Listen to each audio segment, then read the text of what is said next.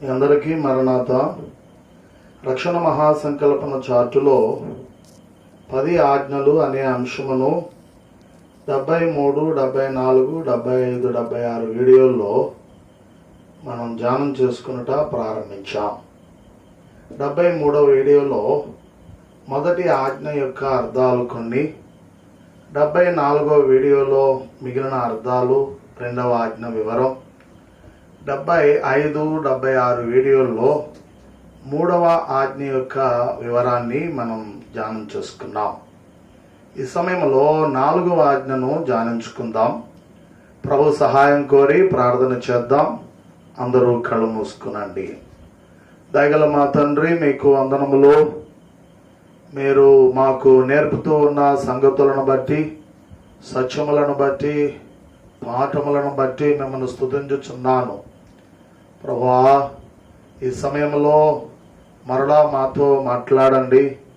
మీ మాటలు వినగోరుచు ఉండగా మీ మాటల అందలి ఉన్నట్టి పారమార్థిక విషయాలు మాకు తెలియపరచి, నాడు ఇశ్రాయేలీయుల జనాంగమునకు వివరించి మీరు చెప్పిన ఆజ్ఞల అందలి ఉన్న అర్థాలు, భావములు మాకు వెల్లడి చేయమని మీరు తెలియపరచుచు ఉన్న అర్థములను బట్టి నిన్ను స్తుతించుచు, మరిన్ని అర్థములు మాకు తెలియపరచి, మాకు బోధపరచి, ఆజ్ఞానుసారంగా మేము నడవగల వారు మౌటకు నీ సహాయం మాకు అనుగ్రహించుమని యేసు నామములో వేడుచున్నాము పరమ తండ్రి, ఆమేన్.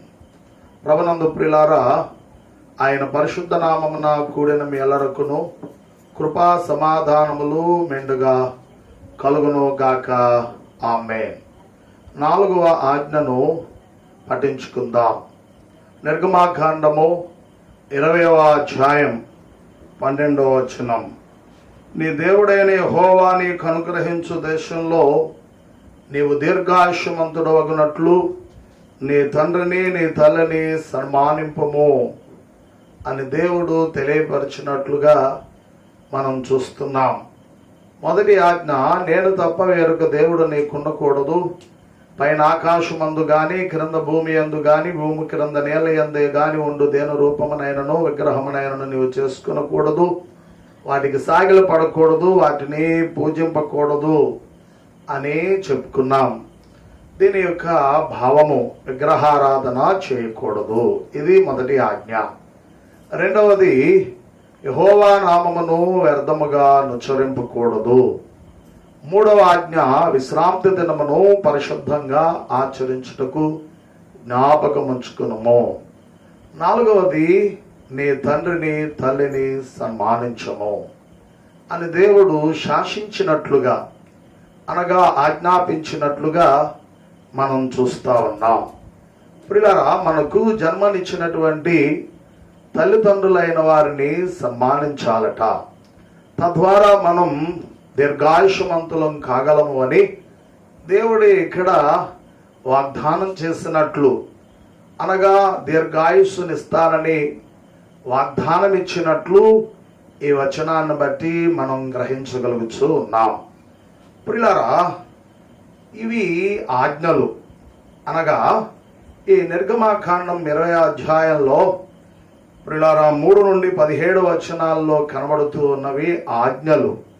10 ఆజ్ఞలని మనం గత వీడియోలో ధ్యానం చేసుకున్నాం. నిర్గమ 21, 22, 23 అధ్యాయాలలో కనబడుతున్నవి న్యాయ విధులు. ఈ ఆజ్ఞలను అనుకరించే దేవుడు న్యాయార్థంగా ఇశ్రాయేలీయుల ప్రజలు నడుచు నిమిత్తమై సవివరంగా విధులను లేక కట్టడలను దేవుడు వారికి అనుగ్రహించినట్లు, ఏర్పరిచినట్లు మనం చూస్తూ ఉన్నాం. న్యాయ విధులలో కూడా తల్లిదండ్రులైన వారి పట్ల పిల్లలు ఏ విధముగా ఉండాలో అనేటటువంటి విషయములు దేవుడు తెలియపరిచినట్లుగా కూడా మనం న్యాయ విధుల్లో చూస్తూ ఉంటున్నాం. అవేమిటి అని మనం చూసినట్లయితే, నిర్గమాకాండం 21వ అధ్యాయం 15వ వచనాన్ని మనం పఠిస్తే, తన తండ్రినైనను తల్లినైనను కొట్టువాడు నిశ్చయముగా మరణ శిక్ష నందును. ఎవరైతే తల్లిదండ్రులను కొడతారో వారికి మరణశిక్ష విధించాలి అంటూ దేవుడు న్యాయ విధిగా ఇశ్రాయేలీయులైన వారికి ఏర్పరిచినట్లు మనం చూస్తూ ఉన్నాం. నాటి కాలంలోనేమి నేటి కాలంలోనేమి తల్లిదండ్రులైన వారిని కొట్టువారు ఉన్నారు అనే మాటను బట్టి మనం గమనించాలి. క్రూరత్వాన్ని కనపరుస్తూ కఠినత్వాన్ని వెల్లడి చేస్తూ తల్లిదండ్రులైన వారిని పిల్లలు కొట్టడం అనేది నేటి కాలంలో మనం చూస్తూ ఉన్నాం. అంతేకాదు చంపేవారు కూడా ఆ కోపంతో కొడుతూ ఉంటే ఆ దెబ్బలకు చనిపోవచ్చున్నటువంటి తల్లిదండ్రులు పిల్లలు అందరూ మనం చూస్తున్నాం. అప్పుడప్పుడు పేపర్స్లో అనగా న్యూస్ పేపర్లో వింటూ ఉంటాం, కన్న తండ్రిని కడతీర్చిన కొడుకు అని. కాబట్టి ఎవరైతే తల్లిదండ్రులను కొడుతూ ఉన్నారో వారికి మరణశిక్ష విధించమని దేవుడు తెలియపరిచి ఉన్నారు. అంతేకాదు రెండవదిగా చూస్తే ఈ 21వ అధ్యాయం 17వ వచనంలోనే తన తండ్రినైనను తల్లినైనను శపించువాడు నిశ్చయముగా మరణశిక్ష నొందును అన్నారు దేవుడు. కొట్టడమే కాకుండా శపించినను సరే వారికి మరణశిక్ష విధించాలి అని దేవుడు తెలియపరిచినట్లుగా ఇక్కడ మనం చూస్తూ ఉన్నాం. ప్రియులారా, తల్లిదండ్రులైన వారు బిడ్డలను దీవించేటట్టి ఉద్దేశం కలిగిన వారుగా ఉంటున్నారు. తమ పిల్లలు గొప్పవారు కావాలనని, ప్రయోజకులు కావాలనని, తమకంటే విలువైన వారుగా ఘనమైన వారుగా తయారు కావాలనేటట్టి ఆశయాలు, సంకల్పములు, ఉద్దేశములు కలిగిన వారుగా ఉంటూ ఉన్నారు. అట్టి తల్లిదండ్రులైన వారిని గనుక పిల్లలారా శపిస్తే గనుక వారికి మరణశిక్ష విధించమని దేవుడు తెలియపరిచినట్లు న్యాయ విధులలో మనం చూస్తా ఉన్నాం. మూడవదిగా ప్రియులారా మనం చూసినట్లయితే జ్ఞాని అయినటువంటి సొలొమోను సామెత పలికి ఉన్నారు. ఏమనండి అని అంటే, సామెతల గ్రంథము 30వ అధ్యాయం 11వ వచనంలో తమ తండ్రిని శపించుచు తల్లిని దీవించినటువంటి తరము ఉన్నది అని సొలొమోను తన జ్ఞానము చేత సామెతలు పలికినట్లుగా మనం సామెతల గ్రంథంలో చూస్తూ ఉన్నాం. ప్రియులారా, 3000 సామెతలు పలికినారు అని, 1005 కీర్తనలు రాసినారు అని సొలొమోను జీవిత చరిత్రయే సాక్ష్యమిస్తా ఉన్నది. సొలొమోను పలికినటువంటి సామెతలు ప్రియులారా గ్రంథస్థం చేయబడ్డాయి. సామెతలు అనేటటువంటి పేరున రాయబడిన ఆ గ్రంథం బైబిల్లో చేర్చబడినట్లుగా కీర్తనల తరువాయిత గ్రంథంగా ఆ సామెతల గ్రంథాన్ని బైబిల్లో మనం చూస్తున్నాం. ఈ సామెతల గ్రంథంలో 31 అధ్యాయాలు మనకు కనబడుతున్నాయి. సొలొమోను దైవ జ్ఞాన పూర్ణుడై తమ జ్ఞానము చేత గొప్ప గొప్ప విలువైన మాటలు పలికి ఉన్నారు, సామెతలు చెప్పి ఉన్నారు. అందులో ఒకటి ఇప్పుడు మనం పఠించాం. తమ తండ్రిని శపించుచు తల్లిని దీవించినటువంటి తరము ఉన్నది అన్నారు. కాబట్టి తల్లిదండ్రులైన వారిని శపించేటటువంటి వారు నాడు ఉన్నారు, నేడు ఉంటున్నారు అని మనము చూస్తూ ఉన్నాం. పిల్లరా, అలా జరుగునుగాక, ఇలా అయిపోనుగాక అంటూ శపిస్తూ ఉంటున్నారు పిల్లలు తమ తల్లిదండ్రులను అని మనం వింటున్నాం, నేటి కాలంలో చూస్తూ ఉన్నాం. మూడవదిగా మనం చూసినట్లయితే లేవియకాండము 20వ అధ్యాయం 9వ వచనంలో దేవుడు అన్నారు, తండ్రినైనను తల్లినైనను ఎవడు దూషించునో వానికి మరణశిక్ష విధింపవలెను అన్నారు. ఎవరైతే తండ్రిని తల్లిని దూషించుచూ ఉంటారో వారికి కూడా ఏ శిక్ష విధించాలట? మరణశిక్ష అని మనం చూస్తూ ఉన్నాం. కాబట్టి కొట్టినను మరణశిక్షయే, శపించినను మరణశిక్షయే, దూషించినను తల్లిదండ్రులైన వారిని మరణశిక్షయే ఏర్పాటు చేసినట్లుగా మనం చూస్తూ ఉన్నాం. ప్రియులారా, ప్రభువు ఈ యొక్క మాటను శాస్త్రులైన వారితో పరిచయులైన వారితో మాట్లాడుతూ శరీరధారిగా వచ్చినటువంటి దినములలో ప్రియులారా ఏమన్నారు అని మనం చూసినట్లయితే మత్తయి సువార్త 15వ అధ్యాయం 4వ వచనాన్ని మనము పఠించినట్లయితే మత్తయి సువార్త 15వ అధ్యాయము 4వ వచనంలో తల్లిదండ్రులను గణపరచవలననియు తండ్రినైనను తల్లినైనను దూషించువాడు తప్పక మరణశిక్ష పొందవలననియు దేవుడు సెలవిచ్చెను అని ప్రభు పలికారని మత్తయి గారి వచనంలో రాశారు. ఇదే విషయాన్ని మార్కు గారు కూడా తన సువార్తలో రాసి ఉన్నారు. మార్కు సువార్త 7వ అధ్యాయం 10వ వచనం, నీ తల్లిదండ్రులను గణపరచవలననియు తండ్రినైనను తల్లినైనను దూషించువానికి మరణశిక్ష విధింపవలననియు మోషే చెప్పెను గదా అని ఇక్కడ ప్రభు పలికారని మార్కు రాశారు. మత్తయి గారు తన సువార్త ప్రియులారా 28 అధ్యాయాలు కూడా యూదులైన వారికి వ్రాసినట్లు మనం చూస్తున్నాం. మత్తయి దేవుడు సెలవిచ్చెను అని ప్రభు అన్నారు అని రాశారు. ఇక్కడ మార్కు గారు మోషే చెప్పెను కదా అని ప్రభు పలికినారు అని ప్రియులారా రోమీలకు రాశారు. మత్తయి తన సువార్త యూదులకు రాస్తే మార్కు రోమీలైన వారికి తన సువార్త రాసినట్లు చరిత్ర మనకు చెప్తా ఉంది. కాబట్టి యూదులైన వారికి ధర్మశాస్త్రము, అందరూ ఉన్నటువంటి న్యాయ విధులు అనగా కట్టడలు బాగుగా ఎరిగిన వారై ఉన్నారు. అందుకని దేవుడు సెలవిచ్చినారు కదా అంటూ మత్తయి వారు గ్రహించిన నిమిత్తమై ప్రియులారా ఈ మాట రాసినట్లు మనం చూస్తూ ఉన్నాం. రోమీలైన వారు ధర్మశాస్త్రమును గాని అందులో ఉన్నటువంటి విధులు గాని పూర్తిగా ఎరగిన వారుగా ఉన్నారు. మత సంబంధమైనటువంటి చట్టములను కొద్దో గొప్ప ఎరిగిన వారుగా ఉన్నప్పటికీ రోమీయులు ప్రభువును తెలియకయే సిలువ వేసి చంపినారు.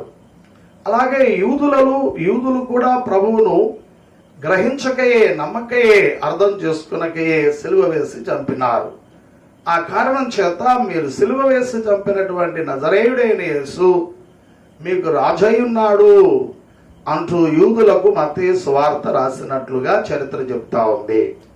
మార్కు మీరు సిలువ వేయబడినటువంటి యేసు మహా గొప్ప ప్రవక్త అయి ఉన్నారు, ఇదిగో చూడండి ఆయన చేసిన అద్భుతాలు అంటూ మార్కు కొత్త నిబంధనలో మనకు కనబడుతూ ఉన్నటువంటి 27 గ్రంథాలలో ప్రథమ గ్రంథంగా మార్కు సువార్త రాయబడినదని పండితులు చెప్తున్నట్లు తన సువార్తను ప్రప్రథంగా మార్కు రాసినారు అని మనం చూస్తూ ఉన్నాం. మెట్టుకు మోషే చెప్పినాడు కదా అన్నా, దేవుడు సెలవిచ్చినాడు కదా అన్నా ఒకటే. దేవుడు సెలవీయగా మోషే చెప్పి ఉన్నారు ఇశ్రాయేలీలకు అని మనం గమనించాలి. కాబట్టి ఈ 2 మాటలు కూడా వాస్తవములే అని మనం చూస్తూ ఉన్నాం. కాబట్టి ప్రియులారా, తండ్రినైనను తల్లినైనను ఎవరైతే దూషిస్తారో వారికి మరణశిక్ష విధించవలసి ఉన్నది అని మనం ప్రియులారా ఈ లేవియకాండం 20వ అధ్యాయం 9వ వచనంలో మనం చూస్తున్నాం. ఆ మాటనే ప్రభు పరిసయ్యులకు శాస్త్రులకు ప్రియులారా జ్ఞాపకం చేసి తెలియజేసినట్లు మనం చూడగలుగుతూ ఉన్నాం. సొలొమోను తన జ్ఞానముతో తండ్రినైనను తల్లినైనను దూషిస్తే గనుక వాని దీపము కారు చీకటిలో ఆరిపోతుంది అని సామెత పలికినట్లుగా సామెతల గ్రంథం 20వ అధ్యాయం 20వ వచనంలో మనం చూస్తున్నాం. మరలా చెప్తున్నాను, తండ్రినైనను తల్లినైనను దూషించు వాని దీపము కారు చీకటిలో ఆరిపోవును అని ప్రియులారా సొలొమోను సామెత పలికినట్లుగా సామెతల గ్రంథం 20వ అధ్యాయం 20వ వచనంలో మనం చూస్తున్నాం. ఎవరైతే తల్లిదండ్రులైన వారిని దూషించుచున్నారో వారి యొక్క దీపమట కారు చీకటిలో ఆరిపోతుందట. దీపము అనగా అర్థం ఏమిటి? ఈ సొలొమోనే తాను రాసినటువంటి ఆ 20వ అధ్యాయములో 27వ వచనంలో అన్నారు. ఏమని? నరుని ఆత్మ యెహోవా పెట్టిన దీపము. దీపం అనగా ఏమై ఉందట? నరుని ఆత్మయే ఉన్నది. నరులమై ఉన్న మనలో ఆత్మ ఉన్నది అని గ్రహించాలి. ఈ ఆత్మ అనగా ఆత్మీయ అర్థం ఏమిటి? దీపం. ఎవరు పెట్టిన దీపమట? యెహోవా పెట్టిన దీపం. కాబట్టి తండ్రినైనను తల్లినైనను దూషించు వాని యొక్క దీపము కారు చీకటిలో ఆరిపోవును అని అన్నారు. దీపం అనగా ఆత్మ, కారు చీకటి అనగా అర్థము ప్రిలారా నల్లని చీకటి అని గ్రహించాలి. ఆరిపోవడం అంటే మరణించడం. కారు చీకటిలో ప్రిలారా అతని దీపము ఆరిపోవును అని అనగా దాని యొక్క అర్థము ఆత్మ నల్లని చీకటి అయిన రెండవ మరణమైనటువంటి నరకమునకు వెళ్ళును అని మనం గమనించాలి. నరకానికి మరొక పేరు మరణం. ఎన్నవ మరణము? రెండవ మరణం అనగా ఆత్మ మరణం అని మనం గమనించాలి. ప్రియులారా, తండ్రినైనను తల్లినైనను దూషించు వాని యొక్క దీపము కారు చీకటిలో ఆరిపోవును అంటే వాని ఆత్మ నరకమునకు పోవును అని దాని యొక్క అర్థం. ప్రియులారా, శారీరకంగా ధర్మశాస్త్ర విధిని బట్టి తల్లిదండ్రులైన వారిని దూషిస్తే అతడు చంపబడతాడు, అనగా మరణ శిక్షకు గురి అవుతాడు. అది శారీరక మరణం. సొలొమోను చెప్పినటువంటి మాటలను బట్టి తల్లిదండ్రులైన వారిని దూషించువారు నరకపాత్రులవుతారు, అనగా ఆత్మ మరణము నొందుతారు, అనగా నరకానికి పోతారు అని వచనములు మనకు తెలియజేయుచున్నవి. కాబట్టి తల్లిదండ్రులైన వారిని ప్రియులారా దూషించిన వారముగా ఉంటే శారీరకంగా మరణిస్తాం. రెండవది నరకానికి వెళతాం. ఆత్మ మరణమైన కటిక చీకటి అయినటువంటి నరకమునకు పోవలసిన పరిస్థితి ఏర్పడుతుంది అని దేవుడే తన వాక్యం ద్వారా మనతో మాట్లాడుతున్నాడు. గనుక మన తల్లిదండ్రులైన వారిని కొట్టడం గాని, శపించడము గాని, దూషించడము గాని చేయరాదు.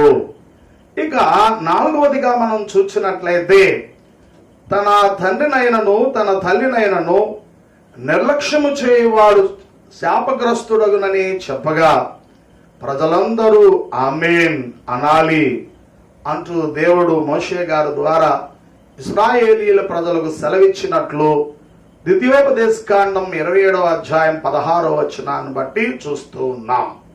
తండ్రినైనను తల్లినైనను నిర్లక్ష్యము చేసేటటువంటి వాడు శాపగ్రస్తుడవుతాడు అని ప్రియులారా చెప్పగానే ప్రజలందరూ ఏమని చెప్పాలట? ఆమేన్ అని అనాలి. ఆమేన్ అనగా అలాగవునుగాక లేదా అలాగు జరుగునుగాక అని అర్థం.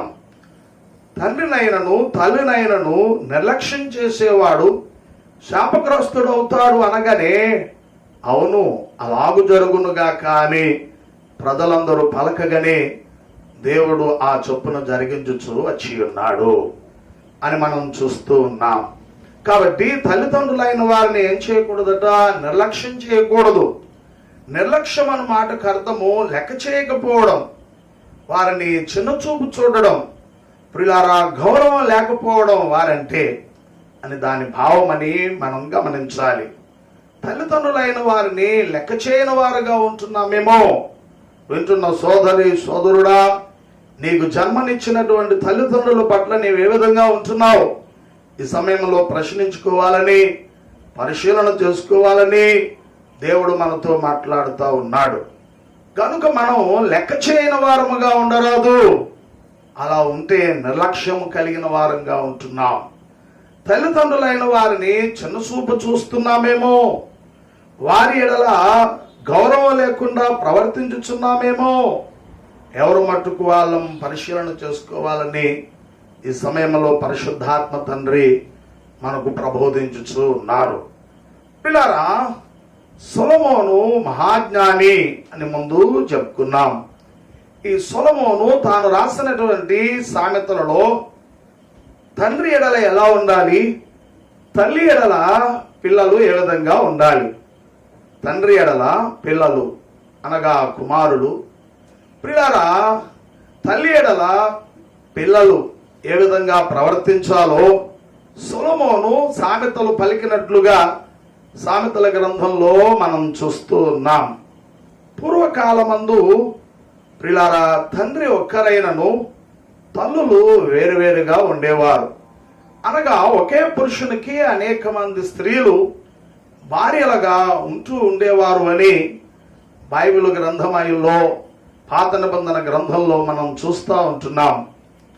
పిల్లారా, ఉదాహరణకు మన పితరులైన వారు కూడా ఇద్దరు స్త్రీలైన వారును, ముగ్గురునో నలుగురునో పెండ్లాడుచూ వచ్చినట్లుగా కూడా మనం చూచుచూ ఉన్నాం.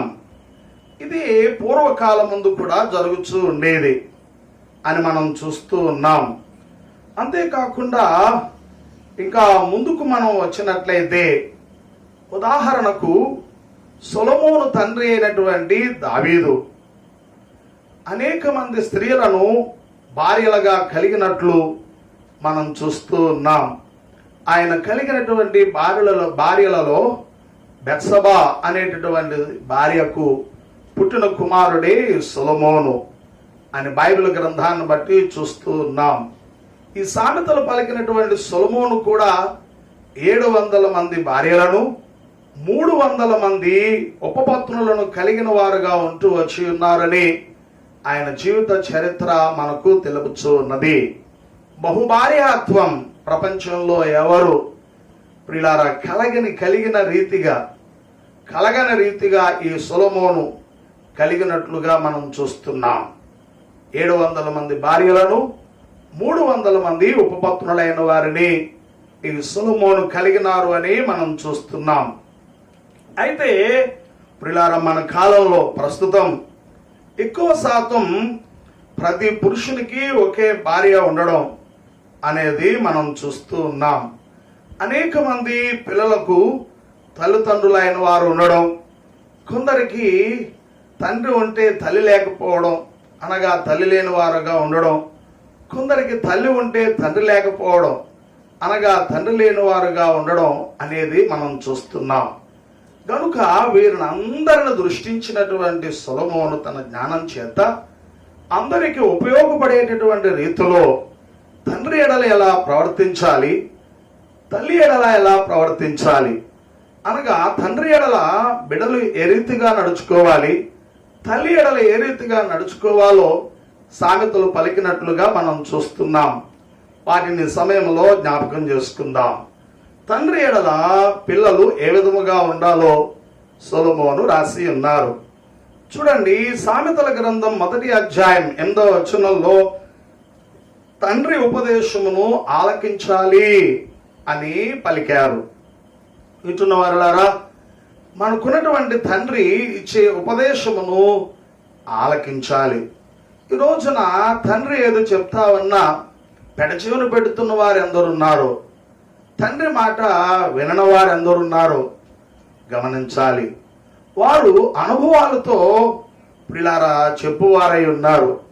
మనకంటే మన తల్లిదండ్రులు పెద్దవారు అంటారు ఓడి పడబోసారు అని.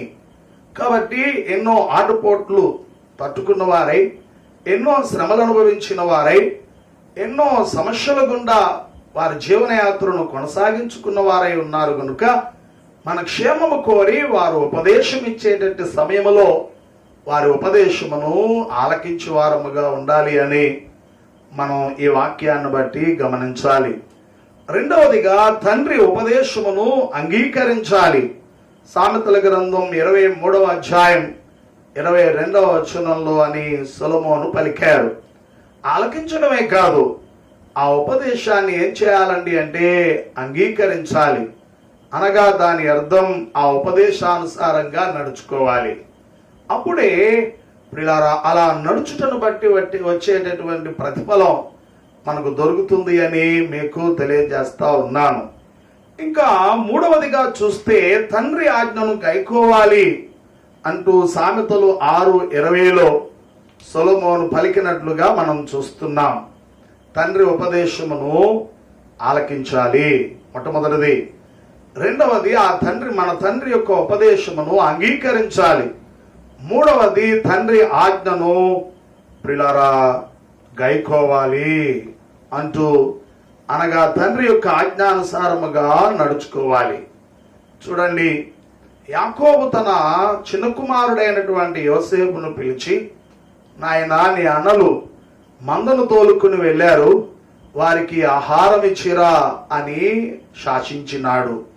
ఆ తండ్రి యొక్క శాసనం మేరకై, ఆజ్ఞ మేరకై తాను తన అన్నల యొక్క ప్రియులారా అంతరంగం ఎరిగిన వాడైనప్పటికీ తన ఎడల వారు ద్వేషభావాన్ని కలిగిన వారై ఉన్నారు అనే సంగతి అతనికి ఎరుకైనప్పటికీ తన తండ్రి ఆజ్ఞను గైకొనినాడు. ఆజ్ఞానుసారముగా తన అన్నల యొద్దకు వెళ్ళి కఠినమైన శ్రమ అనుభవించినట్లుగా మనం చూస్తూ ఉన్నాం. ప్రియులారా, యోసేపు యొక్క అంతరంగంలో తన తండ్రికి విలువ, గౌరవము ఉన్నది. గనుకనే తండ్రి ఆజ్ఞను అనుసరించి తాను నడిచినట్లుగా యోసేపును మనం చూస్తూ ఉన్నాం. అబ్రహాము కుమారుడైనటువంటి ఇస్సాకు దేవుడు మొరియా దేశానికి వెళ్ళి అక్కడ ఆయన చూపించు పర్వతములలో ఒక దాని మీద దహన బలిని అర్పించమని చెప్పాడు. నాయన రా వెళదాం అంటూ ప్రియులారా ఉపదేశించినాడు. ఆ ఉపదేశమును తాను అంగీకరించి తన తండ్రి వెంబడి వెళ్ళి ప్రియులారా ఆ మొరియా దేశపు పర్వతం ఎక్కినట్లుగా మనం చూస్తూ ఉన్నాం. ఆ పర్వతం ఎక్కుతుండగా మార్గంలో తన మనసులో ప్రశ్న వచ్చినది, నాయన, కత్తి ఉన్నది, కట్టెలు ఉన్నవి, నిప్పు ఉన్నది, వధించడానికి గొర్రెపిల్ల ఏది అనగా హెబ్రీ భాషలో యెహోవా ఈరే అన్నారు. అబ్రహాము మారు మాట్లాడక శిఖరం ఎక్కి తండ్రి కాళ్ళు చేతులు కట్టి కట్టెల మీద పేరుస్తా ఉంటే ప్రియులారా తిరగబడలేదు. గాని తండ్రి ఆజ్ఞను తాను అంగీకరించి మౌనము దాల్చి ప్రియులారా విధేయుడైనట్లు మనం చూస్తూ ఉన్నాం. కాబట్టి మన తండ్రి ఇచ్చేటటువంటి ఆజ్ఞను గైకుని వారముగా ఉండాలి.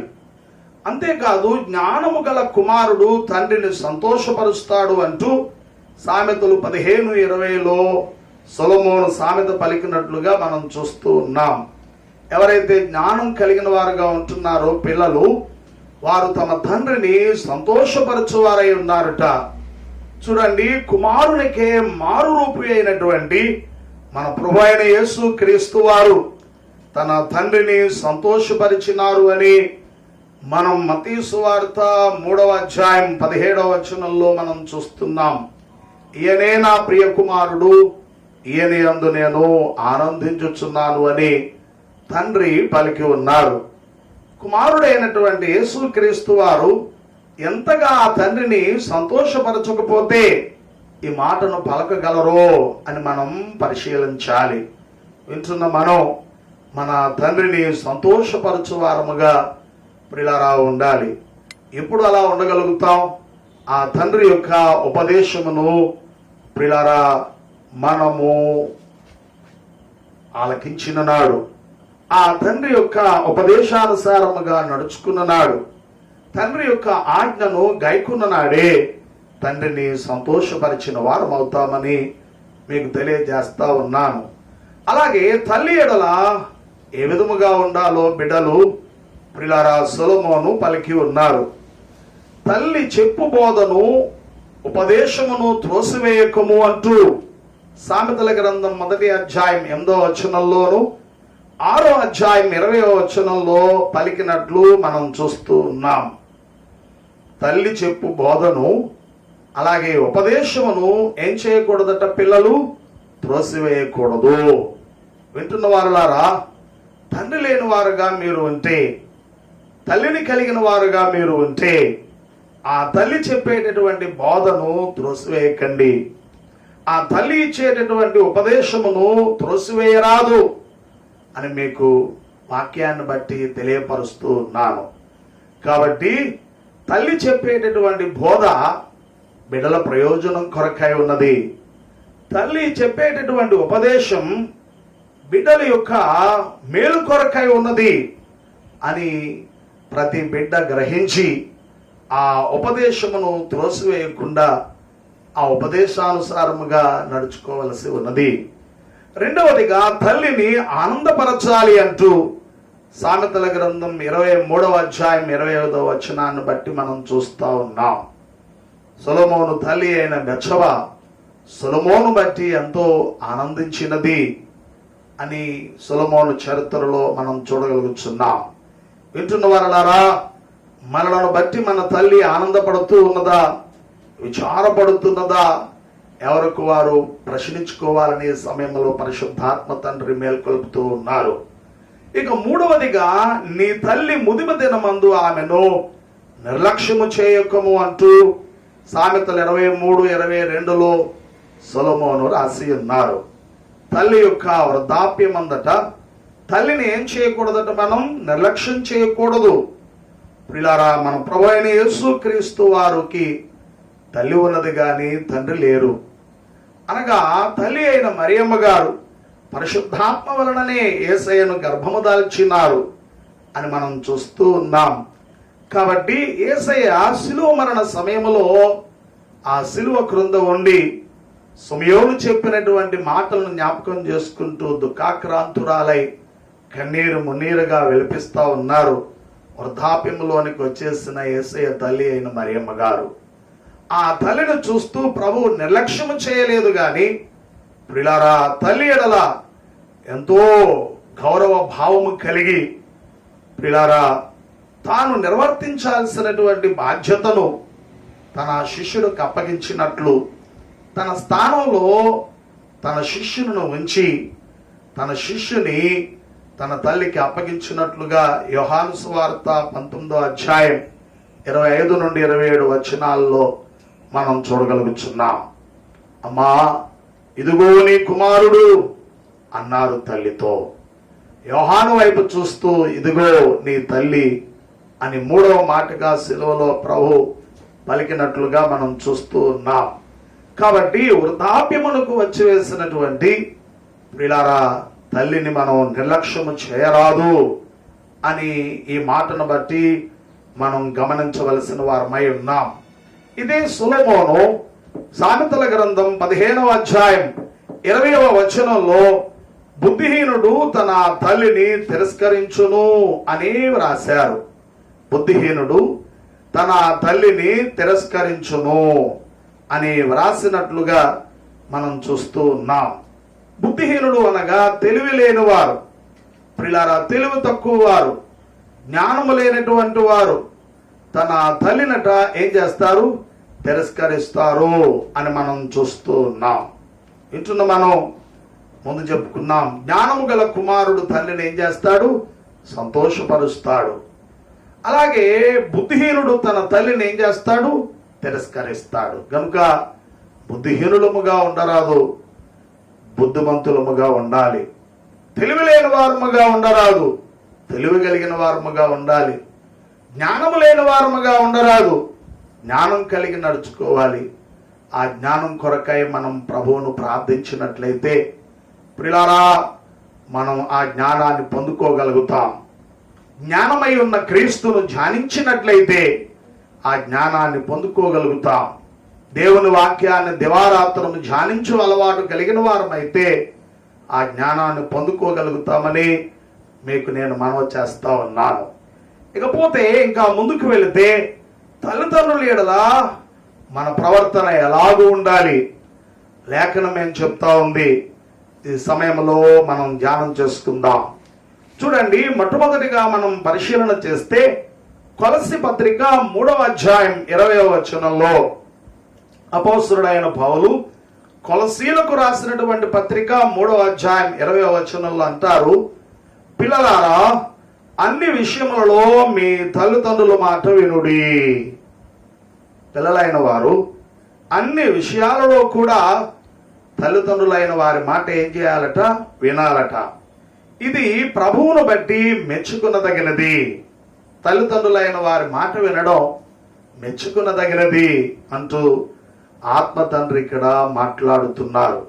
మొట్టమొదటిగా వింటున్నటువంటి మనము మన తల్లిదండ్రులైన వారి మాట వినాలి. ప్రశ్నించుకోండి, వింటున్నామా, వినడం లేదా? వాళ్ళ మాట చొప్పున నడుచుకుంటున్నామా, నడుచుకోవడం లేదా అని గమనించాలి. ప్రియులారా, ఎవరు మట్టుకు వాళ్ళం పరిశీలన చేసుకోవాలి. సొలొమోను అన్నారు, సామెతల గ్రంథం 30వ అధ్యాయం 17వ వచనంలో ఏమని? తండ్రిని అపహసించి తల్లి మాట విననొల్లని వాని యొక్క కన్నులు లోయకాకులు పీకును. పక్షిరాజు పిల్లలు దానిని తినును, అనగా ఆ కన్నులను తినును అని ఇక్కడ సొలొమోను పలికినట్లుగా మనం చూస్తున్నాం. మరలా చదువుతున్నాను. తండ్రిని అపహసించి తల్లిని, అనగా తల్లి మాట విననొల్లని వాని యొక్క కన్నులు లోయకాకులు పీగుతాయట. పక్షిరాజు పిల్లలు ప్రియులారా ఆ కన్నులను తింటువి అని ఇక్కడ లేఖనం చెప్తా ఉంది. వింటున్న వాళ్ళారా, తండ్రిని అపహసించుచున్నామేమో, ఎవరు మట్టుకు వాళ్ళం పరిశీలన చేసుకోవాలి. ఆదికాండం 9వ అధ్యాయములో నోవహు కుటుంబము కనబడుచున్నది. జలప్రళయము నుండి రక్షించబడిన పిదప వాడలో నుండి భూమి మీదకు రాగానే దేవుడు వారిని ఆశీర్వదించారు. మీరు ఫలించండి, అభివృద్ధి చెందండి, విస్తరించండి, భూమిని నిండించండి అని. నోవహు ప్రియులారా వ్యవసాయము చేయనారంభించి ద్రాక్ష తోట వేశారని, ఆ ద్రాక్ష తోటలో కాసినటువంటి ద్రాక్ష ఫలముల్లో నుండి వెలువడిన ద్రాక్షారసాన్ని త్రాగి మత్తుడై వస్త్రహీనుడై పడి ఉన్నాడు అని ఆ సంగతి తన కుమారులలో రెండవ వాడైన హాము చూసి తండ్రిని అపహసిస్తూ తన అన్నయ్యైన షేముకును తన తమ్ముడైన యాఫతుకు ప్రియులారా చెప్పి ఉన్నాడని, అన్నయ్య అయినటువంటి షేము అనగా నోవహు పెద్ద కుమారుడైన షేము, చిన్న కుమారుడైన యాఫెతు ఓ వస్త్రాన్ని వారి భుజాల మీద వేసుకుని వెనుక నుండి వెళ్ళి తండ్రి దిస్మలను కప్పినారు అని, మత్తు నుండి మేల్కొనిన పిదప నోవహు తన రెండవ కుమారుడైన హాము చేసిన ఆ అపహాస్యాన్ని బట్టి ప్రియులారా శపించినాడని, శాపగ్రస్తుడైనాడు అని హాము మనం ఈ 9వ అధ్యాయం ఆదికాండంలో చూస్తా ఉన్నాం. కాబట్టి ప్రియులారా, సొలొమోను అంటున్నారు, తండ్రిని అపహసిస్తూ తల్లి మాట విననొల్లని వాని యొక్క కన్నులు లోయకాకులు పీగుతాయి అని. పక్షిరాజు పిల్లలొచ్చట ఆ కన్నులను తింటాయి. ఎంత భయంకరమైన దుస్థితి! తండ్రిని అపహసిస్తున్నామేమో, తల్లి మాట విననొల్లని వారముగా ఉంటున్నామేమో. వింటున్న సోదరి సోదరుడా, ఈ సమయంలో ప్రశ్నించుకోవాలని పరిశుద్ధాత్ముడు నీకు మేలుకొలుపుతో కూడిన మాటలు వినిపిస్తా ఉన్నాడు. కనుక అన్ని విషయాలలో మన తల్లిదండ్రుల మాట మనము వినాలి. ప్రియులారా, అలా వినుట ప్రభువును బట్టి మెచ్చుకునదగినటువంటి పని అయి ఉన్నదని మనం గమనించాలి. వివరించడానికి సమయం లేదు కనుక క్లుప్తంగా వివరిస్తూ ముందుకు వెళ్ళిపోతున్నాను. ఇక రెండవదిగా మనం చూస్తే ఈ అపోస్తలుడైన పౌలే ఎఫెసీయులకు పత్రిక రాస్తూ 6వ అధ్యాయం 1వ వచనంలో అంటున్నారు, పిల్లలారా ప్రభువునందు మీ తల్లిదండ్రులకు విధేయులై ఉండండి అని. పిల్లలైన వారు తల్లిదండ్రులకు ఎలా ఉండాలట? విధేయులై ఉండాలి. విధేయత అన్న మాటకు అర్థము వినయం, విశ్వాస పాత్రమైన ప్రవర్తన అని గమనించాలి. విధేయత అనగా వినయం, రెండవది విశ్వాస పాత్రమైన ప్రవర్తన అని మీకు మనవి చేస్తా ఉన్నాను. వినయము అనగా అనుకోవ, 2 నమ్రత, 3 క్రమశిక్షణ, 4 మంచి నడవడి, 5 మర్యాద. ఇవి వినయం అనేటటువంటి పదానికి వచ్చేటటువంటి అర్థాలు. విశ్వాసపాత్రమైన ప్రవర్తన అనగా నమ్మదగిన ప్రవర్తన అని మనం గమనించాలి. గనుక తల్లిదండ్రులైన వారికి అనుకువగా ఉండాలి. ఉంటున్నామా? ఎవరి మట్టుకు వాళ్ళం పరిశీలన చేసుకోవాలి. అప్పుడే మనం తల్లిదండ్రులకు విధేయులమవుతాం. వివరించడానికి సమయం లేదని చెప్తున్నాను గనుక క్లుప్తంగా జ్ఞాపకం చేస్తూ ముందుకెళ్తున్నాను. ప్రియులారా, వారి పట్ల నమ్రతగా మనం ప్రవర్తించాలి. అనుకువగా ఉండడమే కాకుండా నమ్రతగా ప్రవర్తించడమే విధేయత కలిగి ఉండడం. అంతేకాదు ప్రియులారా, వారు నేర్పినటువంటి లేదా చెప్పినటువంటి క్రమశిక్షణలో మనము నడుచుకోవాలి. వారి శిక్షణలో మనము కొనసాగుతూ ఉండాలి. ఈ రోజున క్రమశిక్షణ లేనటువంటి పిల్లలు ఎంతమంది ఉంటున్నారు? తల్లిదండ్రులైన వారి పట్ల క్రమశిక్షణ లేకుండా ప్రవర్తించుచున్నటువంటి వారు ఎంతమంది ఉంటున్నారు? అటు వారు ఎవరండి అంటే అవిధేయులు. వాక్యం ఏమంటుంది? పిల్లలారా, ప్రభువునందు మీ తల్లిదండ్రులకు ఎలా ఉండండి? విధేయులై ఉండండి. కనుక మనం విధేయులముగా ఉంటున్నామా లేదా ఎవరికి వాళ్ళమే పరిశీలన చేసుకోవాలి. అంతేకాదు వారి ఎడల మంచి నడవడి, మర్యాద కనపరచవలసిన వారమై ఉన్నాం. ప్రియులారా అని మీకు మనవి చేస్తా ఉన్నాను. వారు మనలను నమ్మదగిన విధముగా వారి ఎడల మనం ప్రవర్తించడమే విధేయత కలిగి ఉండడం. వారి మనలను నమ్మదగిన విధముగా వారి ఎడల ప్రవర్తించడమే విధేయత కలిగి ఉండడం. పిల్లలంటే నమ్మకం లేకుండా పోతా ఉంది. తల్లిదండ్రులకు ఇది నాన్న అనేకులకని మన లోకంలో చూస్తున్నాం, వింటున్నా. ఓ సోదరి సోదరుడా, నీ తల్లిదండ్రుల ఎడల నమ్మదగినటువంటి విధముగా ప్రవర్తించుచూ ఉన్నావా? నమ్మకమైన వాడవగా, నమ్మకమైన దానవగా నీవు ఉంటున్నావా? అలా ఉండడమే విధేయత కలిగి ఉండడం. ఎలా ఉంది నీ నడవడి నీ తల్లి తండ్రి ఎడల అని ఈ సమయంలో ప్రశ్నించుకో. దేవుడు అంటున్నాడు, పిల్లలారా, ప్రభువునందు మీ తల్లిదండ్రులకు విధేయులై ఉండండి అని. కనుక విధేయత కలిగి ఉండాలి. ఇక మూడవదిగా చూస్తే ప్రియులారా, సామెతల గ్రంథం 23వ అధ్యాయం 25వ వచనంలో నీ తల్లిదండ్రులను నీవు సంతోషపెట్టవలెను పరిశుద్ధాత్మ తండ్రి పలుకుతూ ఉన్నారు సొలొమోనులో వండి. మన తల్లిదండ్రులను మూడవదిగా ఏం చేయాలట? సంతోషపెట్టాలి. మనకు జన్మనిచ్చిన తల్లిదండ్రులను సంతోషపరచవలసిన వారమై ఉన్నాం. ప్రియులారా, ఈ రోజున బిడ్డలను బట్టి విచారములో ఉన్నవారు, దుఃఖపడుతున్నటువంటి వారు, దిగులుగా బెంగగా ఉన్నటువంటి తల్లిదండ్రులు ఎంతమంది లేరు? ఒకసారి పరిశీలన చేయండి. అమ్మా, అయ్యా, నీ తల్లిదండ్రులను బాధపెడుతున్నావా? దుఃఖపరుస్తున్నావా? వారు బెంగ పెట్టుకునే రీతిలో మాట్లాడుతున్నావా? ప్రవర్తిస్తున్నావా? వాక్యం అంటుంది, నీ తల్లిదండ్రులను నీవు సంతోషపరచవలెను. బాధపడుతూ అనకూడని మాటలు కూడా అంటూ ఉంటున్నటువంటి తల్లిదండ్రులు అనేక మంది కనబడుతున్నారు. నా కడుపును నీవు చెడబుట్టావరా అంటారు. పుట్టకుండా ఉంటేనే మేలు అంటారు. అసలు పిల్లలు లేకుండా ఉంటేనే బాగుండేదేమో అని విసిగి వేసారిపోయినటువంటి తల్లిదండ్రులు బిడ్డల వల్ల సంతోషం లేక ప్రియులారా పలుకుతున్నటువంటి అనకూడని మాటలు, రాకూడని మాటలు వారి నోటంట రావడం ఈ రోజున అనేక మంది తల్లిదండ్రుల విషయంలో చూస్తా ఉన్నాం. వింటున్న వాళ్ళరా, తల్లిదండ్రులను సంతోషపరుస్తూ ఉన్నారా? ఎవరికి వాళ్ళు ప్రశ్నించుకోవాలని ఈ సమయంలో మీకు తెలియజేస్తా ఉన్నాను. ఇక నాలుగవదిగా చూస్తే లేవియకాండం 19వ అధ్యాయం 3వ వచనంలో మీలో ప్రతివాడు తన తల్లికి తన తండ్రికి భయపడవలెను అంటున్నాడు దేవుడు. మనలో అనగా వినుచున్నటువంటి మనుషులమై ఉన్న మనం మన తల్లికి తండ్రికి ఏం చేయాలట? భయపడాలి. ఈ రోజున భయం లేని పిల్లలు ఎంతమంది ఉన్నారో, తల్లిదండ్రులను లెక్క చేయని వారు ఎంతమంది ఉన్నారో. అమ్మా, అయ్యా, ప్రశ్నించండి, పరిశీలన చేయండి. ఎవరికి వారు ప్రశ్నించుకోండి, పరిశీలన చేసుకోండి.